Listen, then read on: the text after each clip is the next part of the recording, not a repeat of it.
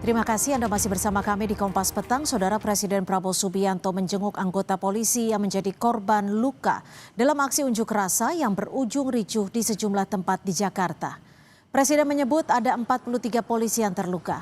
Sebagian besar sudah pulang dan hanya tersisa 17 yang masih dirawat di Rumah Sakit Polri Kramat Jati. Prabowo mengatakan semua petugas yang dikerahkan mengamankan aksi unjuk rasa akan mendapat kenaikan pangkat. Dinaikin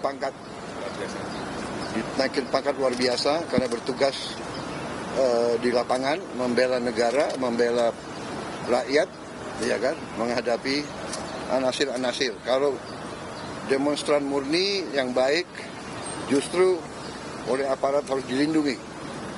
Hak menyampaikan pendapat dijamin oleh undang-undang.